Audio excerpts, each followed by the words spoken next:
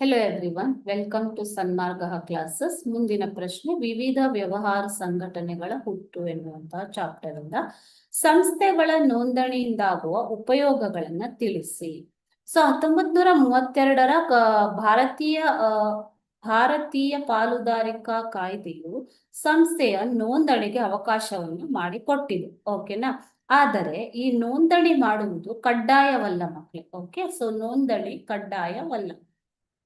Still ಇದು ಪಾರ್ಟ್ನರ್ಸ್ಗೆ ಬಿಟ್ಟಿದ್ದು. ನೋಂದಣಿ ಕಡ್ಡಾಯವಲ್ಲ ಅಂತಂದ್ರೆ ಒಂದು ವೇಳೆ ಪಾಲುದಾರರು ಇಚ್ಛಿಸಿದ್ರೆ ನೋಂದಣಿ ಮಾಡ್ಕೋಬಹುದು, ಇಲ್ಲ ಅಂದ್ರೆ ಬೇಡ ಅಂದ್ರೆ ನೋಂದಣಿ ಮಾಡದೇನೆ ವ್ಯವಹಾರವನ್ನು ಕೂಡ ನಡೆಸಬಹುದು. ಓಕೆ, ಸೊ ಆದರೆ ನೋಂದಣಿ ಮಾಡುವುದರಿಂದ ಕೆಲವೊಂದು ಅನುಕೂಲತೆಗಳಿವೆ. ಸೊ ಯಾವ ಅನುಕೂಲತೆ ಅಂತ ನೋಡೋಣ ಇವಾಗ. ನೋಂದಣಿ ಕಡ್ಡಾಯವಲ್ಲ. ಓಕೆ, ಸೊ ನೋಂದಣಿ ಮಾಡುವುದರಿಂದಾಗುವ ಅನುಕೂಲತೆಗಳು.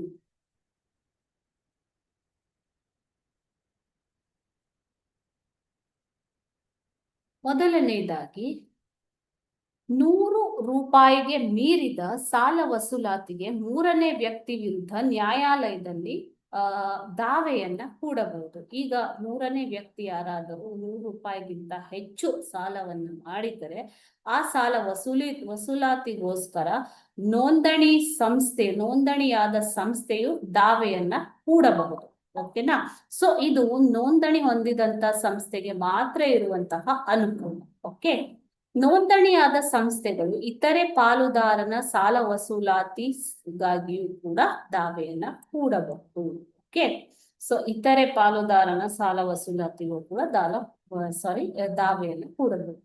ನೋಂದಣಿ ಆಗದ ಸಂಸ್ಥೆ ಅಥವಾ ಪಾಲುದಾರನ ವಿರುದ್ಧ ಕೂಡ ರಿಜಿಸ್ಟರ್ಡ್ ಫಾರ್ಮ್ ದಾವೆಯನ್ನ ಹೂಡಬಹುದು. ಓಕೆ, ನೋಂದಣಿಯಾಗದ ಸಂಸ್ಥೆ ಅಥವಾ ಪಾಲುದಾರರ ವಿರುದ್ಧ ಸಂಸ್ಥೆಯ ವಿಸರ್ಜನೆ ಅಥವಾ ಲೆಕ್ಕಪತ್ರದ ಇತ್ಯರ್ಥಕ್ಕಾಗಿ ಕೂಡ ದಾವೆ ಹೂಡಬಹುದು. ಈ 4 ಪ್ರಮುಖವಾದ ಅನುಕೂಲತೆಗಳು ಸಂಸ್ಥೆಯ ನೋಂದಣಿಯಿಂದ ಸಂಸ್ಥೆಗೆ ಲಭ್ಯವಾಗುತ್ತದೆ. Okay, thank you.